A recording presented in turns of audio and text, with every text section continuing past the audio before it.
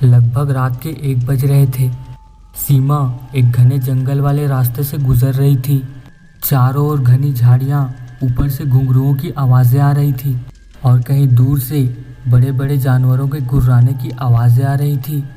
चारों ओर डर का माहौल छाया हुआ था।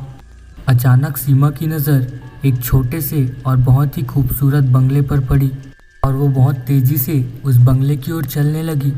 सीमा ने गेट खोला और सीधे बंगले के अंदर चली गई और बंगले का दरवाज़ा भी ऐसे खुला जैसे कोई उस बंगले में सीमा का इंतज़ार कर रहा हो। आओ सीमा, मैं तुम्हारा ही इंतज़ार कर रहा हूँ। एक लड़के की आवाज़ आने लगी। उसने अपने चारों ओर देखा, लेकिन घना अंधेरा होने के कारण उसे कोई भी दिखाई नहीं दिया। आओ सीमा, मैं कब से तुम्हारा इंतज़ार कर रहा हूँ। फिर वही आवाज़ उसके कानों में पड़ी। अब डर के मारे सीमा चीख बैठी और सीमा की नींद खुल गई। उसका पूरा शरीर पसीने से भीग चुका था। उसने बेड के पास रखे पानी की बोतल को उठाया और सीधे मुंह से लगाकर पूरा बोतल खाली कर गई। अब एक पूरा हफ्ता बीत चुका था और ये सपना 1 हफ्ते में उसे 2 बार आ चुका था। सीमा और राहुल की शादी को आज 3 महीने बीत चुके हैं। अक्सर राहुल और उसके पिता को कारोबार के चक्कर में बाहर जाना पड़ता है। वो दोनों कल से ही दिल्ली गए हुए थे। सीमा और उसकी सास एक बड़े से बंगले में दोनों अकेले थे। सीमा का बेडरूम दूसरे फ्लोर पर था, जबकि उसकी सास का बेडरूम पहले फ्लोर पर, और सीमा अपने बेडरूम में अकेले सो रही थी। सीमा को इतने बड़े से घर में अकेलापन सा महसूस होता था, क्योंकि वो शादी से पहले अपने माता पिता और भाई के साथ एक छोटे से घर में रहती थी, जिसमें 2 रूम और किचन थे। सीमा बहुत ही ज़्यादा खूबसूरत थी। हर वो आदमी जो सीमा को देखता उसे अपनी नज़र हटा नहीं पाता। सीमा अपनी कॉलेज में अपनी खूबसूरती के लिए बहुत ही ज़्यादा पॉपुलर थी। वो हर लड़के के दिल की धड़कन थी।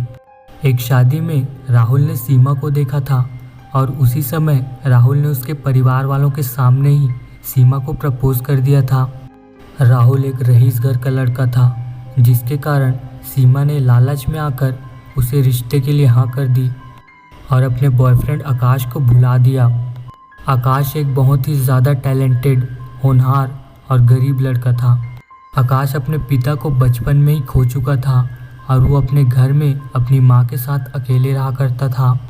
आकाश और सीमा एक ही कॉलेज में पढ़ा करते थे। वो हर रोज़ कॉलेज के बाहर मिलते और घूमा फिरा करते थे।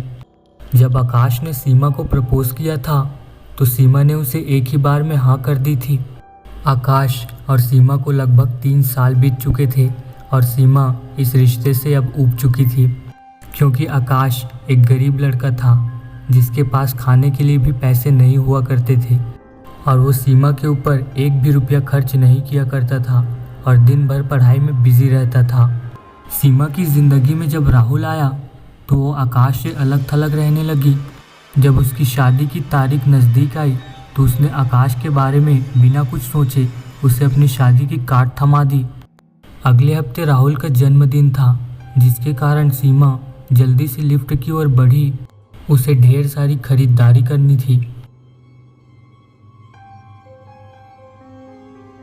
वो लिफ्ट के अंदर जाती है और खड़ी हो जाती है, लेकिन उसे फिर भी ऐसा महसूस होता है जैसे उसके बगल में कोई खड़ा है, लेकिन लिफ्ट बिल्कुल खाली थी।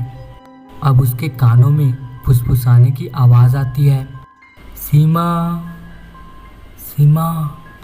लेकिन अचानक किसी ने लिफ्ट के अंदर उसका हाथ पकड़ लिया और लिफ्ट के अंदर कोई भी नहीं था।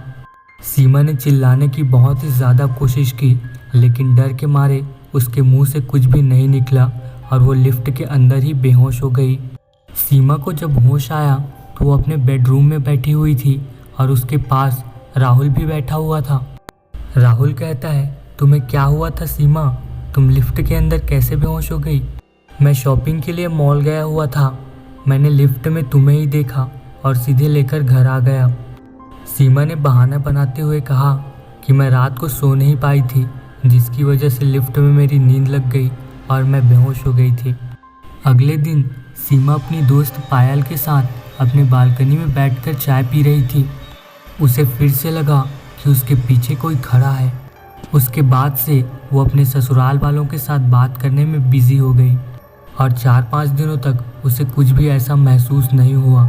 लेकिन उसके बाद एक दिन सीमा अपने बाथरूम में नहा रही थी और अपने बालों को धो रही थी, लेकिन उसे अचानक ऐसा महसूस हुआ जैसे कोई उसके बालों को सहला रहा हो।